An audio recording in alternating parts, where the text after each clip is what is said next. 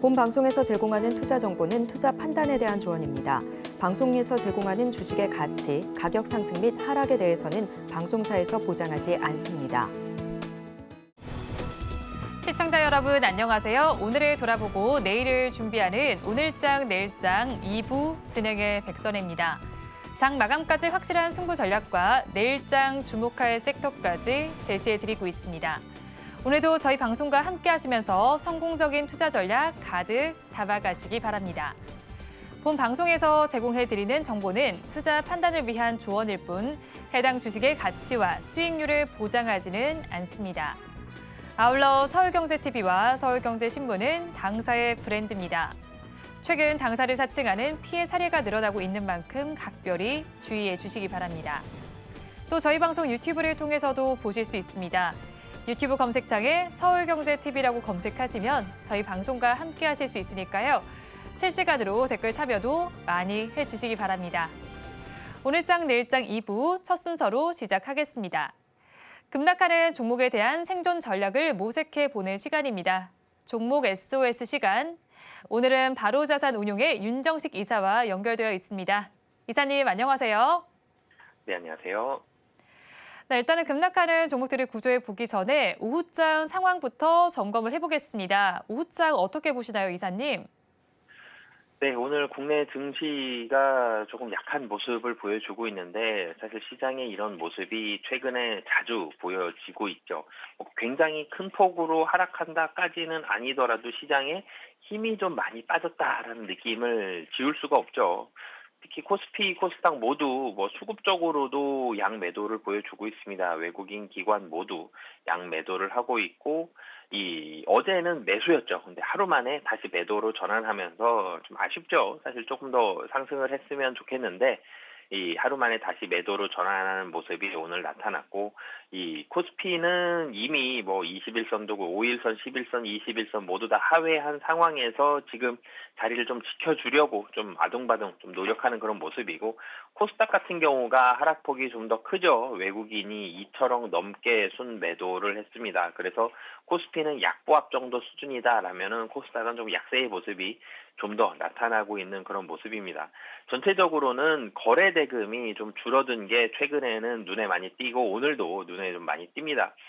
코스피 같은 경우는 22일, 23일, 26일, 그러니까 지난주 목요일부터 9조 원대를 하회해서 금요일 그리고 오늘 어제 월요일까지 모두 9조 원대 미만의 8조 원대의 거래 대금을 보여줬고 오늘은 사실 8조 원을 좀 미달할 것 같습니다. 지금 현재 7조 3,600억 정도 거래 대금 보여주는데 거래 대금이 줄어들었다는 얘기는 투자자들이 시장에서 사실 한 발짝 떨어졌다라는 얘기죠. 사실 어느 정도의 관망세적인 모습을 오늘 보여주고 있는 상황이고 코스닥 같은 경우는 코스피보다는 아니지만 그래도 오늘도 거래대금 역시 8조 원대가 나타날 가능성이 높습니다. 오늘 거래대금이 코스피만큼 줄지 않았던 이유는 시장이 조금 더 하락하면서 이 외국인의 매도를 개인들이 좀 받아가면서 거래대금이 조금 더 늘어난 그런 모습이거든요. 그래서 사실 양시장 모두 거래대금은 좀 많이 떨어져 있는 그런 모습이고요. 시장이 적극적으로 지금 들어가기엔 조금 부담스럽죠. 미국에서 자꾸 금리 인상 얘기 계속적으로 나오고 있고 7월 금리 인상 확률 굉장히 많이 올라와 있고요. 그리고 추가적인 금리 인상 7월뿐만이 아니라 한 번 더 얘기까지 나오고 있는 상황인 만큼 이 금리 인상에 대한 부담 그리고 미국에서 자꾸 빅테크 기업들 그리고 전기차 업체들 조정이 좀 계속적으로 나오고 있는 만큼 국내 증시에서도 많이 오른 종목들에 대해서는 부담이 계속적으로 좀 있습니다. 이런 모습들이 있기 때문에 시장이 조금 부담스럽다. 그리고 최근에 좋아 보였던 섹터들이 많이 오르면서 또 부담스럽다. 미국 시장도 안 좋고 이런 모습들이 있고 그래서 접근하는 이 종목 혹은 섹터들이 굉장히 좀 제한적인 모습들이 많이 있습니다. 오늘 같은 경우는 이 해운주들 쪽으로 많이 접근을 하고 있고요. 이 해운 섹터로 많이 들어오면서 이 해운주들 그리고 자동차 같은 경우는 최근의 모습이 좀 좋죠. 어제도 그렇고 오늘도 그렇고 자동차들은 이 실적이 굉장히 좋다라는 분석들이 나오면서 이 외국인의 매수 그리고 기관의 매수가 들어가고 있는데 두 섹터가 공통점이 있죠. 가격적인 부담이 조금 덜하다라는 거죠. 이 가격적인 부담이 좀 높은 종목들은 실적이 좀 좋더라도 조금 쉬어갔다가 아니면 일정 부분 차익 실현 매물 내놓고 나서 다시 접근하는 그런 모습들이 있기 때문에 이 가격적인 부담이 덜한 일부 종목들, 일부 섹터로만 이 매수세가 유입이 되고 있는 그런 상황이고요. 시장의 대응 방안을 좀 살펴본다라면은 외국인 기관 사실 모두 수급이 좀 개선되면 좋겠습니다. 이 뭐 긍정적인 모습을 좀 찾아본다라면 오늘 연기금이 매수로 다시 전환했다라는 건 긍정적인데요. 어찌됐든 시장을 좀 들어 올리기 위해서는 외국인이 매수로 돌아서야 되는 게 필요하고요. 그런 상황, 외국인 수급이 개선이 될 때까지는 한 2,550 정도에서 2,600 사이 정도 굉장히 얇아져 있는 이 박스권 안에서의 움직임이 될 가능성이 높다. 그렇기 때문에 지수가 많이 올라가기는 당분간 힘들다는 사실을 염두를 해 두시고요. 가격적인 부담이 좀 덜한 종목들로만 좀 선별해서 매수를 하시면 좋을 것 같습니다. 지수 오늘 지지부진한 흐름을 보이고 있습니다. 외국인 투자자들과 기관 투자자들은 하루 만에 지금 팔자세로 전환이 됐는데 그래도 연기금은 코스피 시장에서 1,000억 원 넘게 사들이고 있습니다. 그렇다면 오늘 시장에서도 급락하는 종목들 체크를 해봐야 될 것 같은데요. 2시 30분 기준 급락주들 화면을 통해서 살펴보시죠. 네, 먼저 넥스트 칩을 보겠습니다. 차량용 지능형 카메라 영상 처리와 인식용 시스템 반도체 전문 개발 기업입니다. 오늘 장에서 10%가 넘게 빠지고 있는 양상이 펼쳐지고 있고요. 지금의 주가는 14,750원 선을 가리키고 있습니다. 다음으로 인성정보 보겠습니다. 원격 의료하면 가장 먼저 떠오르는 종목이실 텐데요. 9%가 넘게 빠지면서 지금 시장에서는 4,020원, 25원 선을 지나고 있습니다. 다음으로 OCI홀딩스 보겠습니다. OCI홀딩스는 태양광용 폴리실리콘과 에너지 솔루션 등 태양광 사업과 도시개발 사업을 하는 업체입니다. 지금 주가는 8%, 9%가 넘게 빠지면서 10만 8,900원 선을 지나고 있습니다. 다음으로 프로텍을 보겠습니다. 반도체 생산용 장비 제조 전문 업체입니다. 주가 8%가 넘게 빠지고 있고요. 지금의 주가는 42,550원 선을 지나고 있습니다. EDGC까지 살펴보겠습니다. 유전체 분석 정밀 의료 전문 기업입니다. 오늘 장에서 5%가 넘게 빠지고요. 지금의 주가는 1,923원 선을 가리키고 있습니다. 급락하는 종목들을 저와 함께 살펴보셨는데요. 이 종목들을 보유하고 계신 분들이거나 또 다른 종목에 대한 궁금증이 있으시다면 유튜브 댓글창에 많이 남겨주시기 바랍니다. 그럼 저희 첫 종목부터 구조를 해보겠습니다. OCI홀딩스를 살펴보겠습니다. 주요 사업인 폴리실리콘이 지금 가격이 저점을 찍고 반등할 것이라는 기대감에 어제 장에서 강세를 보였습니다. 인적 분할 이전 수준까지 약간 회복을 하려나 싶었는데 오늘 장에서는 다시 빠지고 있습니다. 이 종목 어떻게 보면 될까요? 네, 이 OCI홀딩스 같은 경우는 인적 분할 이후에 좀 주목을 많이 받았었죠. 우선 분할한 첫날은 상당히 좋은 모습을 보여줬습니다. 아니, 좋지 않은 모습을 보여줬습니다. 분할한 첫날은 뭐 장중 저가는 한 20%까지 하락을 했었고 종가도 13% 정도 하락을 하면서 상당히 많이 하락을 했었는데 그 이후에 놓고 보면 굉장히 좋았죠. 이 분할 첫날 종가가 82,000원 정도였습니다. 그날 주가가 하락한 이후에 계속적으로 올라와서 전일 같은 경우 거의 12만 원, 그러니까 장중에는 12만 원 넘는 모습까지 보여줬거든요. 굉장히 짧은 시간 동안 이게 분할을 하고 상장 재개가 된 게 5월 말 경이었기 때문에 한 달 동안 한 40% 가까운 그런 상승을 보여줬습니다. 굉장히 좋은 모습을 보여줬고 매수의 중심에는 외국인이 굉장히 많은 매수를 보여줬습니다. 외국인이 대부분의 거래 일수를 분할 이후에 매수를 할 정도로 OCI 홀딩스 같은 경우는 외국인의 매수가 좋았는데 이 외국인의 매수 이유를 좀 살펴보면 사실은 폴리실리콘 가격이 좋지 않았습니다. 이렇게 중국 폴리실리콘 가격을 우선 놓고 보면은 킬로그램당 7달러대로 내려간 상황입니다. 그렇게 된다라면 중국까지도 거의 바닥이다라는 분석이 시장에 많이 많아졌고요. 특히 6월 중순 이후에 폴리실리콘 바닥론이 슬슬 고개를 들고 있는 그런 모습이었습니다. 그러면 태양광 산업이 저점을 찍고 반등할 가능성이 상당히 커지지 않았겠느냐 이런 분석이 우선 첫 번째로 나왔고요. 그리고 두 번째로는 이 미국산 모듈입니다. 우선 폴리실리콘 가격이 올라간다. 이게 사실은 가장 근본적인 이 태양광 업체의 가장 좋은 뉴스였고요. 킬로그램당 한 $10 이상 수준으로 좀 올라갈 것으로 보여진다라는 것. 그리고 두 번째로는 미중 무역 갈등이 계속적으로 이어지고 있죠. 이런 부분들이 있기 때문에 이 비중국산 폴리실리콘에 대한 수요가 높아지고 있습니다. 이게 두 번째 긍정적인 상황인데요. 이 많은 업체들이 미국의 모듈 공장을 짓고 있고 여기에 사용되는 태양광 셀을 제작하고 판매하려면 이 중국산 안 되죠. 이 비중국산 폴리실리콘 확보가 상당히 필요한 상황입니다. 이 중국산 폴리실리콘 공식적으로는 뭐 허용을 한 상황인데 사실은 실질적으로는 세관 통과가 상당히 좀 어려운 상황이기 때문에 비중국 이 폴리실리콘 업체인 이 OCI 홀딩스 같은 경우는 협상력이 점점점 좋아지고 있는 상황. 그렇기 때문에 이 중국산보다는 당연히 국내산이 더 비싸죠. 그렇지만 가격적인 협상력은 좀 더 커지고 있는 그런 상황이다.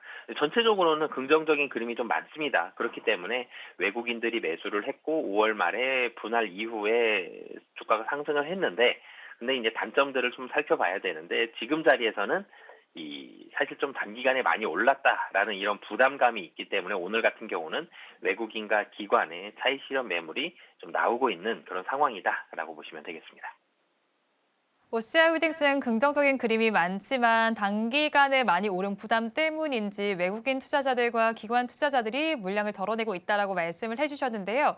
그렇다면 가지고 계신 분들께서는 이 시점에서 어떻게 대응을 해야 할까요? 네, 우선은 도망가는 전략을 좀 말씀을 드리겠고요. 제가 좀 전에 좀 더 긴 시간을 긍정적인 포인트를 말씀드리고 마지막에 짧게만 추가적인 조정 가능성을 말씀을 드렸는데 최근에 주식 추세를, 트렌드라 그러죠. 이런 부분들을 좀 무시할 수는 없을 것 같습니다. 단기간에 많이 오른 부분은 소위 조정을 한 이틀이든 3일이든 좀 단기적으로 좀 받고요.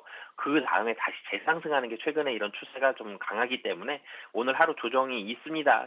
그렇지만 추가적으로 하루 정도는 더 조정이 좀 나올 수 있는 상황이다. 그렇기 때문에 만약에 좀 더 길게 보시는 투자자다 그러면은 들고 계시면 될 것 같고요. 조금 짧게 보시는 투자자분들이라면은 우선은 도망가신 이후에 추가 조정이 나오고 나서 그리고 다시 재상승할 때 접근을 하시는 전략이 좋을 것 같고요. 가격 전략 말씀드리면 이 매수 가격 사실 좀 여유롭게 10만 원 정도까지 하락한다면 가격적인 매력도가 굉장히 높아졌다라고 보여집니다. 그렇기 때문에 매수 가격은 10만 원, 손절 가격은 9만 5천 원, 목표 가격은 좀 전에 고점 부근이죠. 12만 원 잡고 대응하시면 좋을 것 같습니다.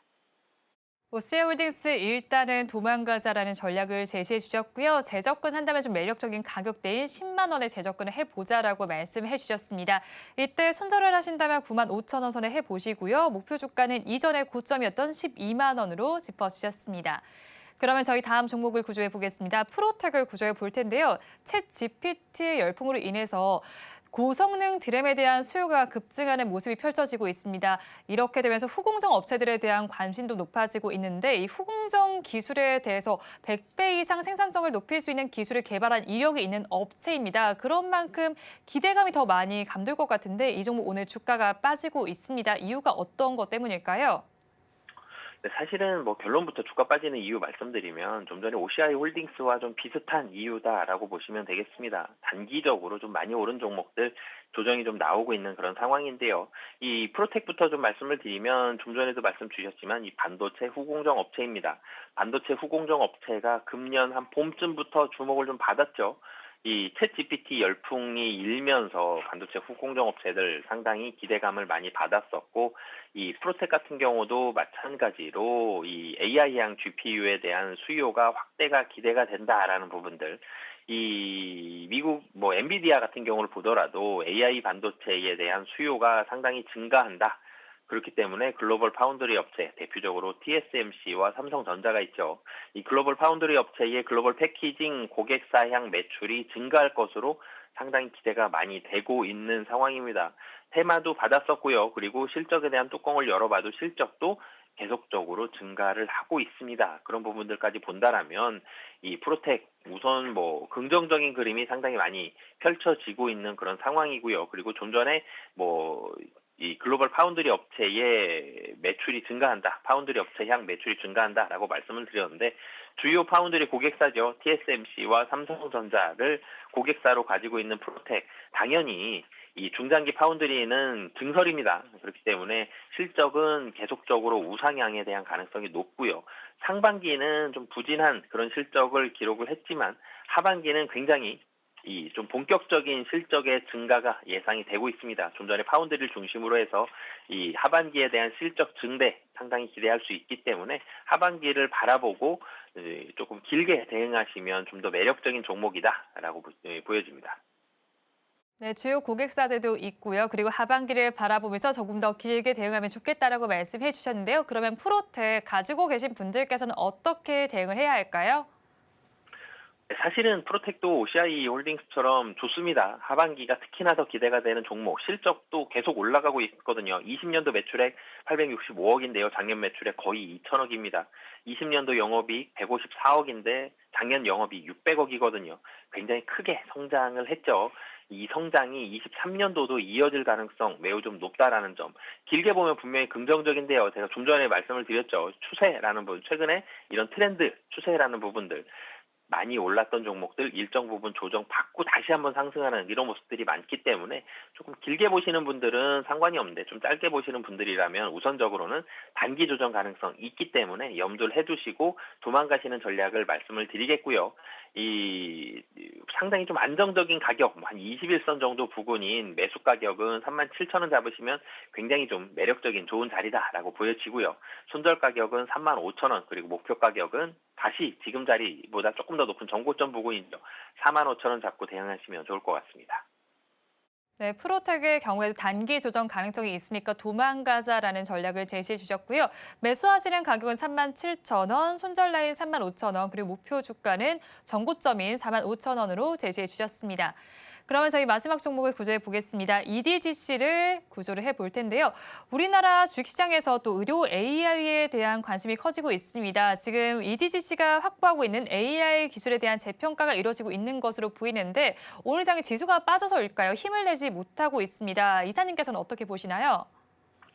네, 사실은 이 EDGC의 이런 기술력, 이런 부분들은 굉장히 매력적이죠. 의료 인공지능에 대한 이런 산업, 결국은 이 산업이 커질 겁니다. 그리고 시장에 굉장히 많은 부분을 차지하게 될 텐데 이 부분을 어떤 기업이 선도하느냐, 그중에 핵심 기술을 가진 기업 중에 하나다라는 분석이 있는데 근데 사실 EDGC가 좀 어려움이 있었죠. 보통 이렇게 의료 관련된 무언가 새로운 기술들을 가진 업체들은 초기 사실 이 산업이 본격적으로 활성화가 되기 전에는 자금적인 문제들을 많이 겪게 되죠.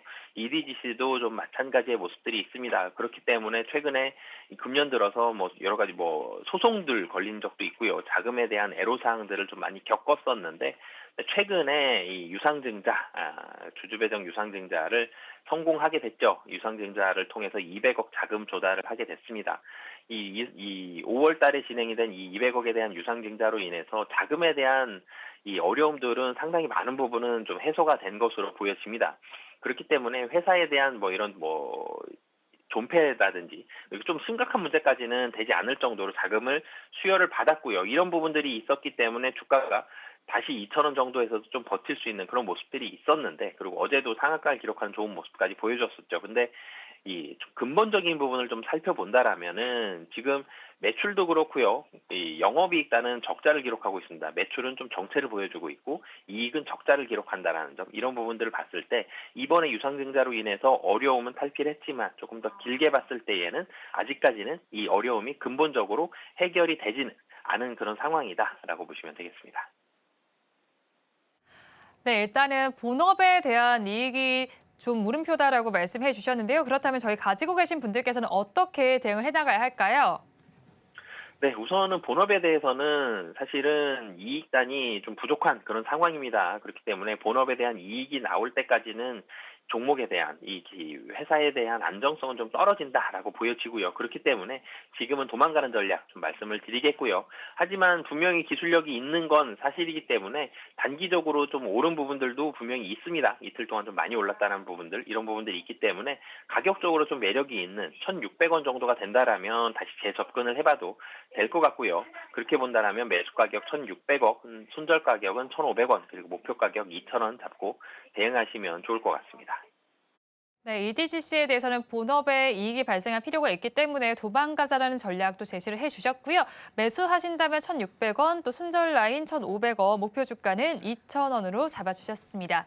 지금까지 바로자산 운영의 윤정식 이사와 함께 오늘 종목들 구조해봤습니다. 오늘 연결도 고맙습니다. 네, 감사합니다.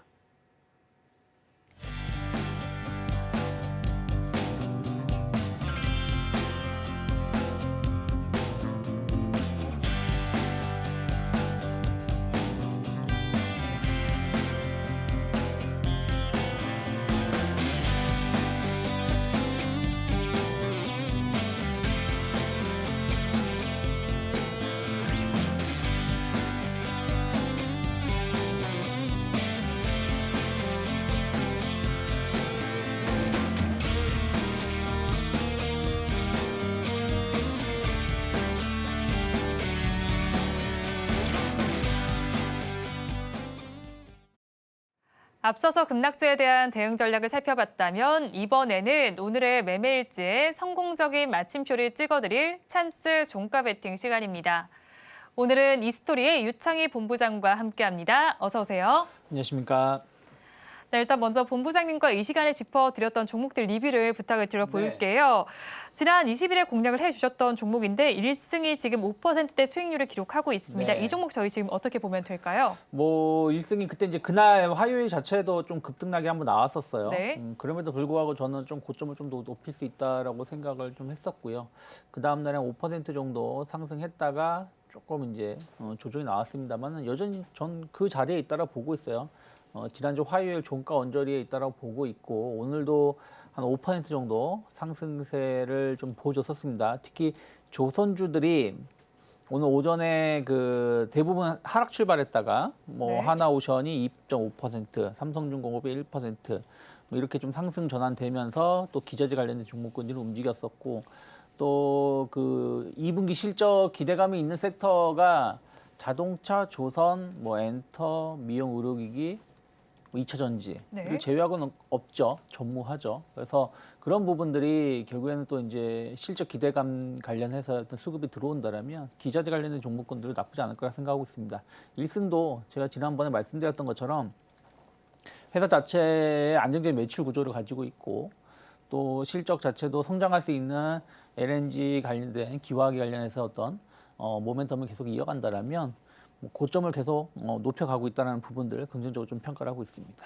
네, 1승 더욱더 고점을 높여갈 수 있을 것이다라고 평가를 해주셨는데 이제 K 선박에 대해서도 기술력이 부각이 되고 있습니다. 네. 그렇다면 조선 기자재주들 전망은 어떻게 보실까요? 저는 뭐 다 좋게 보고 있습니다. 뭐 조선주들이 주가가 꺾이지 않는다라면 네. 뭐 관련된 기업들은 긍정적인 실적 흐름들이 이어질 수 있다 생각하고 있고 상당히 아직까지도 좀 그 재평가가 안 되고 있다고 보고 있습니다. 네.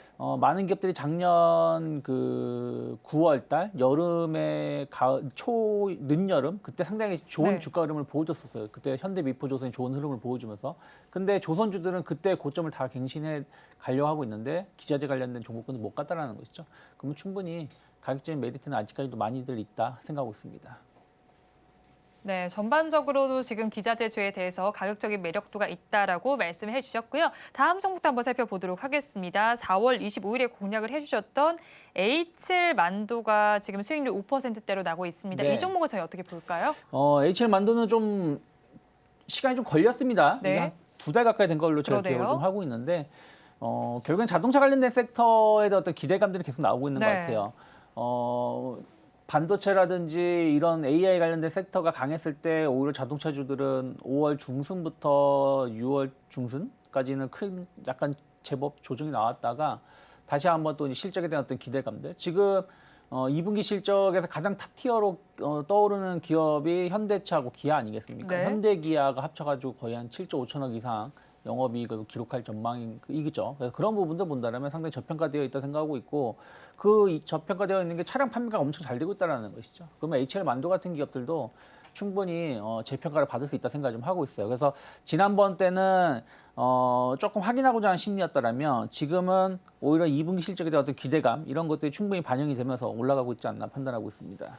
네, 2분기 실적에 대한 기대감으로 올라가고 있다라고 말씀해 주셨는데 그럼 자동차 부품주 이제 우세적으로 우상향을 할 수 있을지 좀 봐야 될 것 같습니다. 추세적으로. 지금 살펴보니까 현대차와 기아가 어제에 이어서 오늘도 강세 보이는데 네. 어제는 기아가 더 강했다면 네. 오늘은 현대차가 더 강합니다. 앞으로의 전망 어떻게 보시나요? 뭐 저는 둘 다 좋게 보고 있어요. 뭐 형님 먼저 아우 먼저 그 차이인 것뿐이지 네. 저는 뭐 제가 보는 관점이 맞다라면 현대차 같은 경우는 뭐 1, 2년 이내에 현재 주가 대비해서 한 2배 이상 목표가는 설정해도 된다 생각을 좀 하고 있습니다. 기아도 마찬가지고요.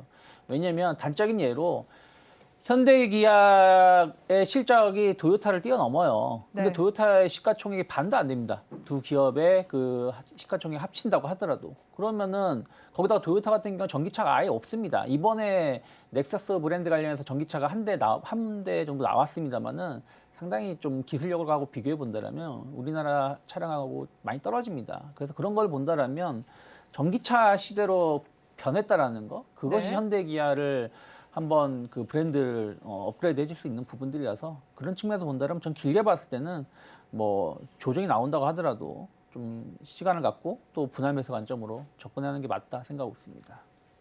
네, 일단은 앞으로도 분할 매수 관점으로 짚어보면 좋겠다라고 말씀해 주신 만큼 투자 전략에 참고를 해보시면 좋겠습니다. 그렇다면 오늘 장에서도 베팅할 만한 종목을 가져오셨잖아요. 키워드 힌트부터 공개를 해드리도록 하겠습니다. 키워드 힌트를 살펴보니까요. 지금 마이크론 실적이라고 키워드 힌트를 전해주셨습니다. 이렇게 되니까 섹터가 좀 좁혀지는 것 같아요, 본부장님. 그렇죠. 네. 뭐 결국엔 이제 반도체 쪽이 아닐까 생각을 좀 하고 있습니다. 왜 그러냐면 모르겠습니다. 저는 마이크론 실적 자체가 그렇게 좋을 거라 보고 있지는 않아요. 네. 근데 시장에서는 이제 그런 거죠.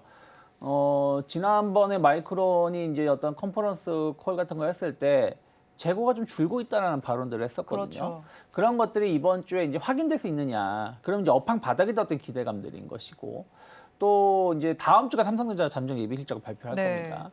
7일에 발표가 그렇죠. 되죠. 네. 그런 부분들이 또 바로미터가 될 수 있다는 것이죠. 그래서 그런 것을 본다라면 마이크론 실적 발표가 중요한 게 아니라 앞으로 가이던스, 물론 가이던스 그 엔비디아가 우리는 다음 분기에 뭐 폭발적인 매출을 보여줄 거야라고 네. 말을 하면서 주가가 뭐 그 큰 기업이 폭등세를 보여줬었습니다만은 반면 마이크론은 우린 별로 없는데 기대할 게 이런 말을 했었었죠. 하지만 정말 그게 정말인지 아니면 그때는 기대할 게 별로 없다고 했지만 계속 이쪽이 좀 개선될 수 있는지 여부를 좀 확인할 수 있는 바로미터가 될 수 있고 그러면 또 반도체 소부장주들이 또 거기에 따라서야 주가 등락이 나올 수 있지 않을까 판단하고 있습니다.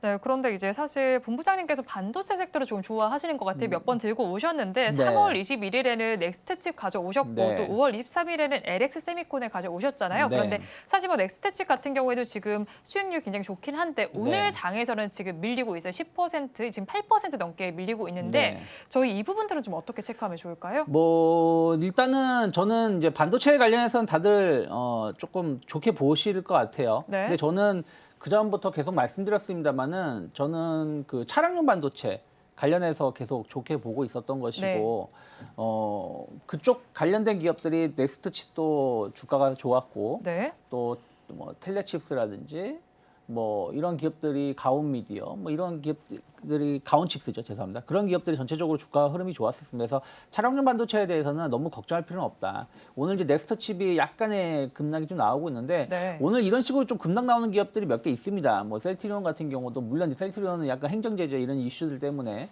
한 6, 7% 정도 그룹주들이 좀 조정이 나오고 있는데 전체적으로 많이 빠지더라고요. 네, 근데 뭐 2차 전지도 좀 하락하고 있고요. 하지만 아직은 상단 추세가 조금 이탈할 수 있겠습니다만 이게 다시 뭐 저 9,000원, 뭐 7,000원까지 빠질 가능성 제한적으로 생각하고 있고 21선을 좀 지켜준다라면 다시 한번 반등을 줄 수 있지 않을까 좀 판단을 좀 하고 있고요. LX세미콘 역시 마찬가지입니다. LX세미콘도 반도체 쪽이긴 한데 차량용 반도체로 이 회사가 좀 변화를 시키려고 하고 있습니다. 지금은 네. DDI9 DDI 구동칩 관련해서 매출이 높습니다만은 차량용 반도체 쪽으로 해가지고 상당히 이 회사도 미리 준비를 해놓은 게 있었고 그러한 것들이 아주 급등은 아니지만 야금야금 올라가고 있어요. 이것도 제가 아마 언급한 이후에 거의 한 20% 가까운 상승을 좀 보여줬을 것 같은데 어쨌든 이런 기업들은 추세가 크게 이탈하지 않는다면 조금 더 끌고 가신 전략 필요하지 않을까 판단하고 있습니다. 그런데 사실 본부장님, 저희가 차량용 반도체도 뭐 중요하지만 요즘 시장에서 가장 관심을 더 많이 가지는 건 AI 반도체 쪽이 아닐까 싶습니다. 네. 이쪽은 어떻게 보시나요? 그렇죠. 뭐 AI 반도체 쪽에 뭐 HDM 반도체라든지 네. 뭐 이런 이슈들이 좀 있으면서 뭐 이스페타시스라든지 뭐 레이저 셀이라든지 뭐 이런 기업들이 막 급등세를 좀 네. 보여줬어요. TLC 같은 경우도 기판 관련해서 움직임이 나왔고요. 근데 저는 뭐 AI 관련돼서의 어떤 기대감들은 충분히 나올 수 있다라고 보고 있는데 그게 죄송합니다. 그전처럼 전반적인 반도체 섹터를 이끌 것이냐? 네. 저는 그렇게 보고 있지는 않아요. 그러니까 무슨 그럼 좀 약간 말이냐면 종목별로 선별을 해야 되는 그렇죠. 거예요? 왜냐하면 예전에 예를 들어 팬데믹 시절에 그 경제가 봉쇄됐지만 네.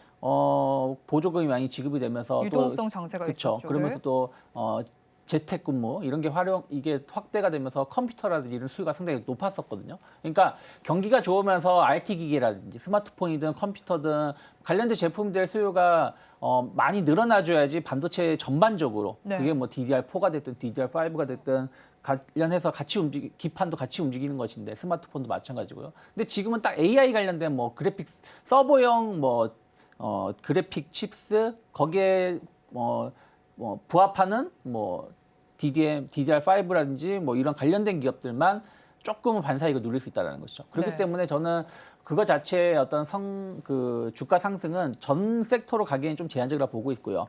반면에 차량용 반도체를 왜 계속 좋게 보고 있냐면 차량용 반도체 지금 삼성전자가 그 현대차 그룹하고 엑시노스 관련해서 2025년부터 제네시스 그 브랜드 그 모델 라인업에 네. 제공을 한다고 협업을 했는데 이게 AP 칩이 제 기억이 맞으면 한 대여섯 개가 들어갑니다. 그러니까 그만큼 이제 차량용의 그 반도체 그 인포테인먼트 자체가 상당히 고도화된다는 것이죠. 뭐 자율주행이든 뭐든. 네. 그러면은 거기에 들어간 반도체 수요는 폭발적으로 늘어날 거예요. 그러면은 그렇죠. 차량용 반도체 관련된 섹터는 계속해서 예의주시하셔야 된다 생각을 좀 하고 있기 때문에 반도체를 보더라도 어느 쪽이 조금 더 무게감이 있느냐의 구분을 좀 하시면서 접근하는 게 맞지 않을까 판단하고 있습니다. 네, 반도체를 보더라도 무게를 다르게 좀 두고 접근하자라고 말씀해 주셨는데 그렇다면 오늘 종목은 어디서 좀 가져오셨을까요? 오늘은 이제 PSK 관련해서 종목을 좀 선정을 좀 네. 해봤습니다. PSK 같은 경우는 이제 상당히 기술력이 좋은 기업이라고 보시면 될 것 같아요. 드라이 스트립 관련해 가지고 글로벌 점유율 1위 기업입니다.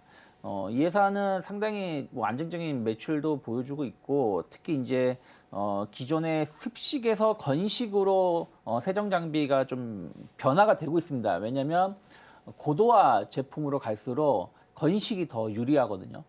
왜 그런 건가요? 아무래도 이제 네. 그 습식은 약간 이제 그 습한 그런 부분들이기 때문에 네. 약간 고도화가 하는데 조금 한계가 있다고 합니다. 근데 건식으로 가게 되면 약간 그 뭐랄까 절삭 세공을 할 때 네. 조금 더 그 세밀한 가공이 가능하고 그런 부분들이 좀 우호적이기 때문에 이 건식 관련돼서의 어떤 제품들이 계속 각광을 받을 거라 보고 있어요.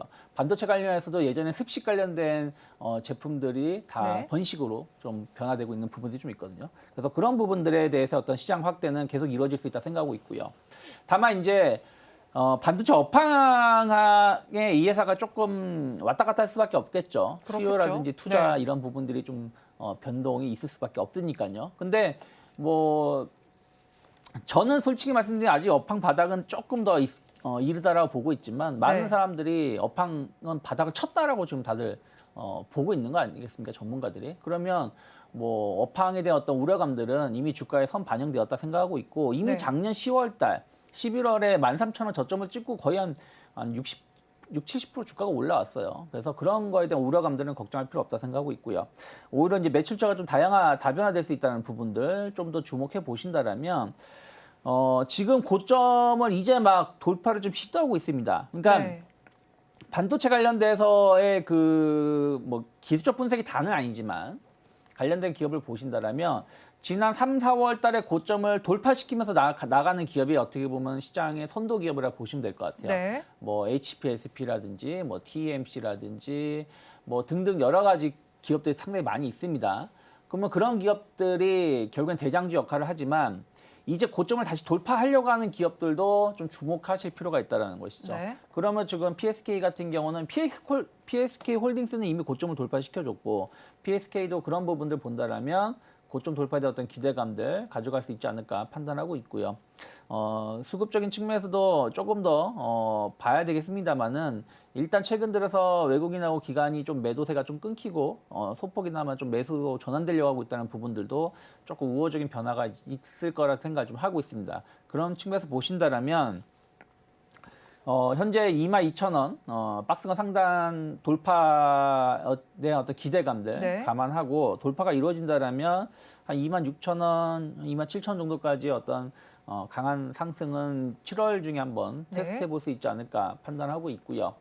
2만 원 정도, 지금 61선 조금 이탈하는 자리, 한 120선 자리가 2만 원이기 때문에 네. 2만 원까지는 어떻게 보면 박스권 흐름이에요. 지금 이 회사가 최근 3월 달부터의 흐름이 상단이 한 23,000원, 하단이 2만 원이기 때문에 2만 원 이탈하지 않는다라면 아직까지도 분할 매수해 볼 수 있는 위치가 아닐까 판단하고 있습니다. 네, 오늘 종가 베팅할 종목 PSK로 가져오셨고요. 가격 전략까지 짚어주셨으니까 투자 의견을 참고해 보시기 바랍니다. 그럼 저희는 마감 동시효과 구간 분위기를 체크해 보도록 하겠습니다. 우리 양대 시장 오늘은 조금 지지부진한 흐름을 펼쳤습니다. 약보합권에서 시작했던 우리 증시 하락세를 보이다가 그래도 마감을 앞두고는 조금씩 그 낙폭을 줄이려는 노력을 하고 있네요. 코스피 시장 소폭의 약세를 보이면서 2,580선을 종가 형성할 것으로 보이고요. 코스닥 시장은 0.61%의 내림세를 보이고 있습니다. 874선에 마감을 준비하고 있습니다. 오늘 본부장님께서는 시장을 어떻게 보셨을까요? 조금 그래도 이 정도 선방했다라고 생각을 좀 하고 있어요. 네. 그러니까 어저께 원래 미국 증시가 그 장 초반에 상승을 좀 유지하면서 마감을 해줬어야 된다 생각을 하긴 했는데 그러지 못하면서 이제 하락 마감했죠. 물론 S&P 500은 크게 하락하지 않았지만 나스닥이 고점 대비 거의 2% 가까운 하락세를 보여줬죠. 엔비디아, 테슬라 같은 기술주들이 테슬라가 6% 정도 넘는 하락세가 나왔고 그러니까요. 엔비디아도 3% 넘는 하락이 나오면서 우리나라가 조금 걱정스러울 수 있다고 생각을 했는데 뭐 하이닉스 같은 경우 잘 버텨줬습니다. 네. 그러면서 이제 자동차 쪽이 상당히 강하게 올라와줬고 뭐 조선이라든지 뭐 이런 쪽도 나쁘지 않았다 생각을 좀 하고 있어요. 그래서 코스피는 뭐 이 정도면은 거의 보합 정도 선이라고 보면 될 것 같아요. 다만 이제 많은 분들이 체감 지수는 별로 좋지 못할 거라 생각하고 있는 게 네. 어찌 되었든 최근에 개인 투자자분들이 많이 좀 몰려 있는 뭐 2차 전지 관련된 종목군들이 에코프로를 필두로 해서 평균 한 3, 4% 정도 이상의 조정이 나왔고 또 뭐 루니시든 뭐 뷰노든 AI 관련돼서 그렇죠. 최근에 이제 의료용 AI 관련된 기업들도 좀 조정이 좀 나와졌습니다. 그리고 반도체 관련된 기업들도 일부 조금 조정세가 좀 나왔고요. 그러니까 개인 투자자분들이 최근에 좋아했었던 섹터는 좀 조정이 나오다 보니까 좀 체감 지수는 별로 좋지 못할 거라 생각하고 있고요. 또 수급적인 측면에서도 한 12시 정도까지만 하더라도 외국인들이 그렇게 뭐 이렇다의 모습을 보이지 않았습니다만은 11시 반, 12시가 되면서부터 외국인들이 조금 선물 쪽에서 상당히 강한 매도세가 나오면서 9천 계약 넘는 매도세. 그러니까 어저께 9천 계약 매수세 들어온 게 다 매도로 반전되었다고 보면 될 것 같고요. 네. 거래소 같은 경우도 장 초반에는 뭐 일부나마 정말 소폭이나마 매수를 좀 보여주기도 했었습니다만은 이게 지금 장 마감으로 갈수록 매도폭이 조금 더 늘어났다는 부분들 네. 그런 것들도 어쨌든 지금 외국인들이 그 월간 기준으로 마이너스 전환된 부분들이 좀 있거든요. 순매도가. 근데 오늘 기준으로 아마 5천억이 넘을 겁니다. 거의 6천억 가까이 될 것이기 때문에 그럼 남은 3거래일 동안 순매수 전환되기 힘들다라고 본다라면 조금 외국인들은 현재 시장에 대해서 추가적인 조정 가능성을 좀 대비하고 있는 것이 아닌가. 그래서 조금은 개인 투자자분들 입장에서는 본인들이 가지고 있는 종목군들이 좀 많이 조정이 나왔었고 나오면서 마감을 하려고 하고 있고 또 외국인들 수급도 썩 좋지 못하게 마감을 하다 보니까 조금은 걱정스러운 화요일에 마감 분위기가 아닐까 판단을 좀 하고 있습니다. 네, 일단은 우리 시장 지금 힘을 크게 내지 못하는 가운데 수급적인 측면에서 조금 부담이 있습니다. 지금 외국인 투자자들과 기관 투자자들 모두 팔고 있지만 연기금은 오늘도 담아내고 있거든요. 이건 어떤 이유 때문이다라고 분석하시나요? 뭐 연기금은 엄밀히 따지면 최근 들어서 지난 그 2,600포인트가 좀 돌파를 하려고 했을 때 전후로 해서 외국 연기금 같은 경우 조금 매도세가 나왔었습니다. 그래서 그런 부분들에 대해서의 어떤 일부 조금 이제 좀 조정이 나오다 보니까 좀 매수가 유입되는 거라 보시면 될 것 같아요. 그래서 지금 수급 동향표를 보신다라면 뭐 6월 초부터 중순까지 거의 매도세고 6월 22일에 한 번, 27일에 한 번, 오늘이죠. 매수가 들어온 거기 때문에 이걸 가지고 시장을 방어한다고 보기에는 조금은 부족하지 않나 판단하고 있습니다. 네, 연기금의 매수세가 지금 시장을 방어한다라고 보기엔 조금 부족하다라고 말씀해 주셨고요. 지금 외국인 투자자들과 기관 투자자들 변덕을 부립니다. 마감 동시효과 구간 함께 하셨습니다.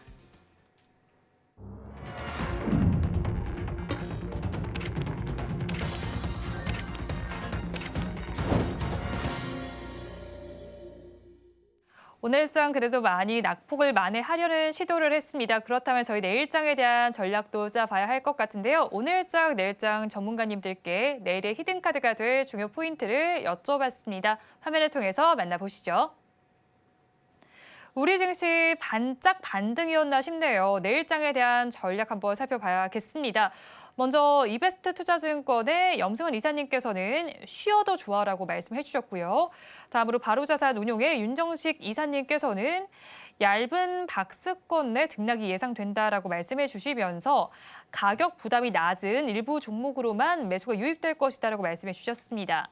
마지막으로 헤르메스스탁의 하창원 본부장님께서는 마이크론의 시적 점검이 필요하다라고 말씀해 주셨는데요. 이에 대해서 본부장님 의견은 어떠실까요? 뭐 다 비슷한 일맥상통이라고 보고 있습니다. 네. 그러니까 지금 시장이 모멘텀이 없어요. 그러니까 지난주에 의외로 미국 증시는 잘 버텼다고 보시면 될 것 같아요. 무슨 말이냐면 파월은 상하원 나와가지고 강하게 금리 인상해야 된다라는 의견이 대부분이다라는 말들을 했었죠. 네. 그럼에도 불구하고 미국 시장은 그렇게 지난주에 조정이 별로 없었습니다. 유럽은 상당히 강한 금리 인상을 했죠. 영국 같은 경우도 지금 물가가 안 잡히고 있다는 것이죠. 그러면은 지금 우리가 걱정되고 있는 게 FOMC 전에는 캐나다하고 호주가 금리를 인상했고 FOMC 이후에는 유럽이 금리를 좀 강하게 인상을 했다라는 것이죠. 네. FOMC도 지금 7월 달에 금리 인상 가능성이 좀 높다라는 거.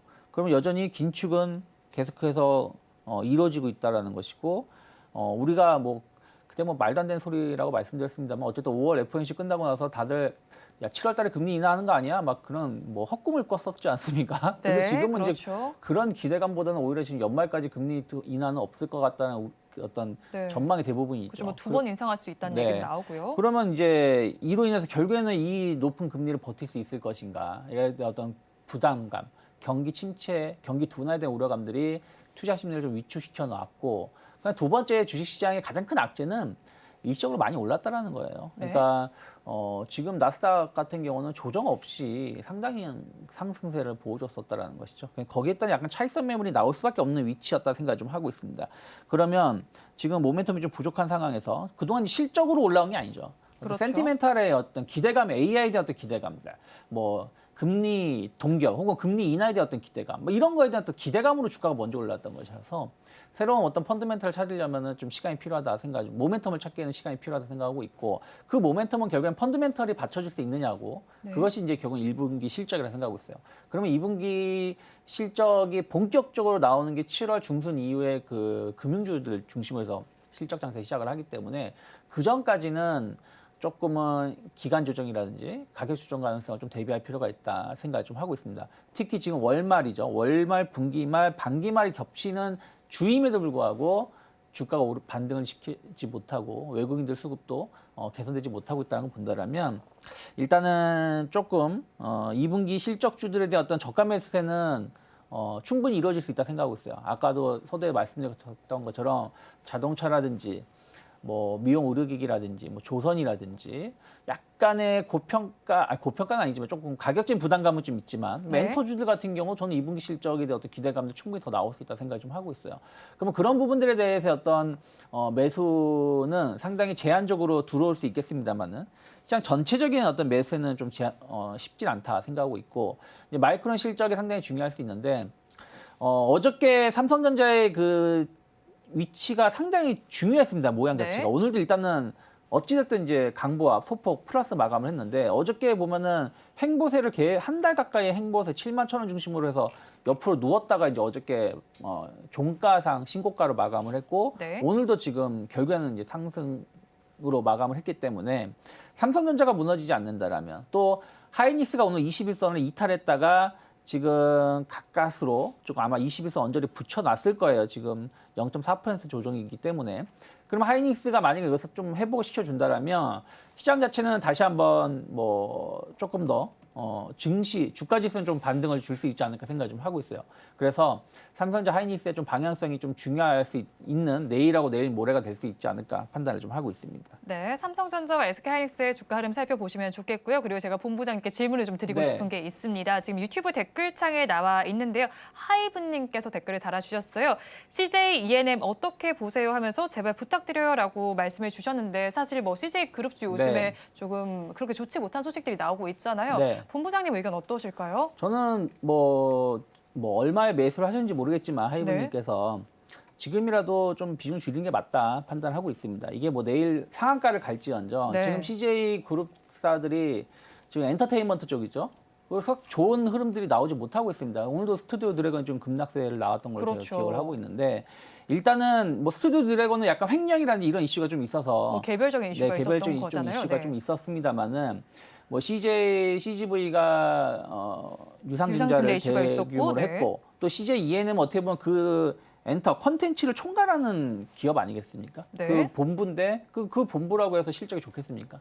그런 부분들 본다라면 저는 조금 전체적으로 봤을 때 약간 만약에 제작 관련된 기업을 좀 보신다. 그러면은 뭐 펜 엔터테인먼트 같은 경우는 아직은 추세가 좀 살아있다고 보고 있는데 나머지 기업들은 좀 쉽지 않다 생각하고 있고 그것이 결국에는 우리나라 기업이 아쉽지만 아직까지는 뭐 넷플릭스라든지 네. 뭐 디즈니 플러스 여기에 좀 대항을 아직까지는 못 해주고 있는 부분들. 네, 본부장님 근데 지금 매수가가 확인이 좀 됐는데요. 네. 8만 원 중반대라고 말씀을 하시네요. 네, 뭐 8만 원 중반대면은 뭐 최근에 매수가 되셨다고 생각하고 있지만 그래도 일단은 저는 조금은 여기서 반등을 기다려야지 하시기보다는 좀 비중을 줄이시면서 종목 교체를 하는 게 맞지 않을까 판단하고 있습니다. 당장 이게 CJ E&M이 문제가 아니라 네. 우리나라의 그 이런 컨텐츠 산업 자체는 좀 변화가 좀 이루어지고 있다는 부분들을 네. 캐치하셔야 되지 않을까 생각하고 있습니다. 네, 일단 하이브님께서는 비중을 좀 줄여보시고 다른 종목 교체가 필요하다라고 전해주셨으니까 투자 의견에 참고를 해보시면 좋겠습니다. 그렇다면 본부장님, 네. 콘텐츠주 전반 좀 어떻게 보시나요? 컨텐츠를 이제 아까 말씀드린 대로 엔터주를 본다라면 전 조금 비싸다고 생각하더라도 저는 네. 좀 관심 있게 볼 수 있다 생각하고 있어요. 특히 YG 엔터테인먼트라든지 YG 플러스 같은 경우는 아직 JYP 엔터테인먼트라든지 하이브라든지 뭐 올라갔다 내려왔지만 SM 대비해서 아직 주가 움직임이 별로 없었다라고 네. 보고 있어요. 그래서 여전히 엔터테인먼트 제가 저도 들은 얘기인데 전 세계에서 우리나라 한류 컨텐츠가 지금 엄청나게 선방하고 있다고 하고 있잖아요. 네. 근데 우리나라의 그 컨텐츠가 전 세계 그 점유율이 3%라고 해요. 네. 근데 일본이 15%라고 합니다. 너무 차이가 많이 나는 거 그러니까요. 아니에요? 네. 저는 일본들 최근 한 저 너무 놀랐어요, 지금. 옛날 고등학교 네. 때 엑스제팬 이후로 들어본 네. 적이 별로 없는데 그러니까 우리가 알게 모르게 일본이 엄청나게 그 네. 선진국이라는 것이죠. 근데 이제 3%가 작다는 게 아니라 이게 15%까지 커질 수도 있다는 것이죠. 지금 일본에 비교하면 우리나라 우리나라- 발도도 많은 그러니까요. 시기잖아요. 그러니까 네. 그런 걸 본다라면 지금 실적이 엄청 좋게 나왔고 주가가 많이 오른 것 같지만 앞으로 성장 가능성을 본다라면 네. 여전히 무궁무진하다라고 생각을 좀 하고 있고요. 또 반면에 이제 컨텐츠 관련해서 게임주들은 좀 쉽지 않다 생각을 좀 하고 있어요. 네. 이게 뭐 중국에 대한 어떤 이슈들 또 이미 컨텐츠는 NFT라든지 대체코인 이런 걸로 좀 한번 주가가 흔들림이 나왔었기 때문에 그렇죠. 그것을 이겨내기에는 조금은 쉽지 않다 판단하고 있고 그리고 이제 그 제작 관련된 네. 기업들은 뭐 아까 스튜디오에서 제가 말씀드렸습니다만은 뭐 콘텐츠 중간 같은 경우 최근에 주가 보면은 계속 우하향 중입니다. 네. 아까 CJ ENM 차트랑 거의 비슷한 모습의 하락세를 좀 보여주고 있고 A스토리 같은 경우도 전체적으로 좀 조정세가 나오고 있다는 것이죠. 그래서 네. 이런 제작 관련된 기업들도 조금 선별해서 조금은 대응하시는 게 맞지 않을까 판단하고 있습니다. 네. 제작 기업들도 지금 선별해서 바라보면 좋겠다라고 말씀해 주시면서 또 콘텐츠에 관련해서 게임주도 설명을 해 주셨잖아요. 네. 그런데 오늘 장에서 또 보면 펄어비스는 6%대 강세를 보였습니다. 뭐 소니와 사업 제휴설이 나왔는데 네. 게임주들도 개별적으로 다르게 봐야겠죠? 그렇죠. 네, 그런 작은 이슈들이 주가를 좀 들썩거리긴 할 거예요. 네. 근데 펄어비스 같은 경우도 본다라면 실질적으로 최근에 그 주가가 바닥을 다지다가 오늘 이슈로 인해서 6% 올라왔습니다. 그럼 기술적으로 본다라면 추가적으로 상승할 수 있는 모멘텀은 되지만 전체적으로 1년 동안 차트를 보신다라면 여전히 바닥권이에요. 이게 이 주가가 다시 10만 원 간다라고 지금 매수하기보다는 조금 더 매물에 대한 부담감을 확인하실 필요가 있지 않을까 판단하고 있습니다. 네, 지금까지 이스토리 유창희 본부장과 오늘 이 시간 함께했습니다. 오늘 말씀도 고맙습니다. 고맙습니다. 오늘장 내일장 2부도 마칠 시간이 됐습니다. 저희는 내일도 좋은 소식 가지고 찾아오겠습니다. 함께해 주신 여러분 고맙습니다.